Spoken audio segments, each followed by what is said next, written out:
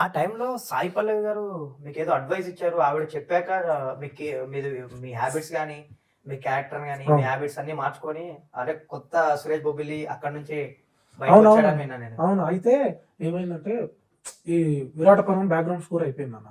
Background score అయిపోయింది. నేను ఫోన్‌లు ఎత్తట్లేదు. లాస్ట్‌లో కొంచెం వర్క్ ఉంది. ఫోన్‌లు ఎత్తట్లేదు.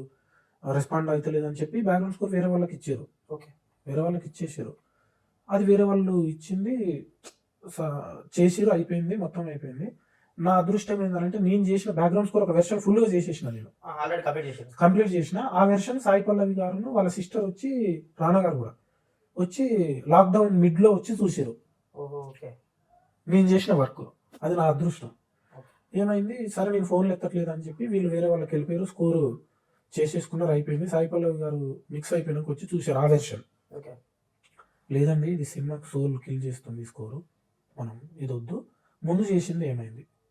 అనంటే వాళ్ళు పరిస్థితి చెప్పేసారు. ఇట్లా సురేష్ అవైలబుల్ లేడు. అసలు దొరకట్లేడు. కొంత పోర్షన్ చేసేదుంది. అడిషనల్ రీషూట్ చేసుకుంది.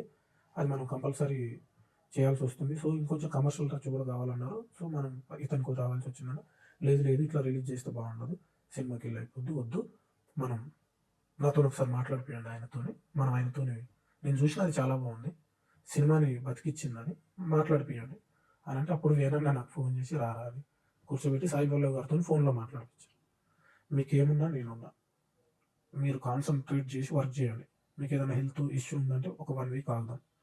మీకేమైనా పర్సనల్‌గా ఉన్నా నేను చూసుకుంటా. మీరస్సలు ఇది కావద్దు. బట్ మీరు పని చేయండి అని కొంత ఎగ్జాంపుల్స్ చెప్పింది.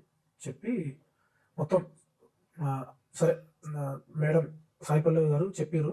నేను అడిగిన వేనన్నా మీకు ఓకే మేడం చెప్పిర్రు ఓకే. పల్లవి గారు చెప్పిర్రు ఓకే. మీకు ఓకేనా అని. నాకు నువ్వు చేస్తే అంతకు మించి ఏం లేదురా. నువ్వు చేస్తావనే కదరా నిన్ను పెట్టుకుంది నేను. నువ్వు నమ్మకం కదా! ఆ! నువ్వు మధ్యలో డిస్టర్బ్ అయిపోయినావు. నువ్వు చేస్తే నాకు అంతకు మించి ఏముందిరా అని అంటే, సరే అన్న చలో అని 1 మంత్ కూర్చున్నామన్న. 1 మంత్ కూర్చొని మళ్ళా ఎక్కడెక్కడ ఇష్యూస్ ఉన్నాయో అన్నీ క్లియర్ చేసుకుంటూ వచ్చేసి మిక్స్ చేసి ఇచ్చేసినాం.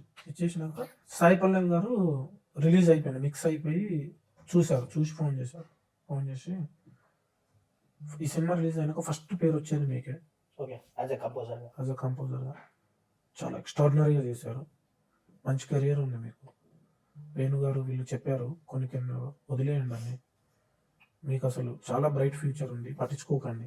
ఇవన్నీ వదిలేసేయండి. చిన్న చిన్నవి ఇవి అని చెప్పి ఇంకా కొంచెం బాగా చెప్పారన్న. చెప్పినాక అరే! సాయి పల్లవి లాంటి ఒక పెద్ద యాక్ట్రెస్ మన గురించి ఆలోచించి చెప్తుందంటే మనకాడ ఏదో విషయం లేనిదైతే చెప్పరు. అంతే కదా! 100% మనకేదో ఉంది ముందు.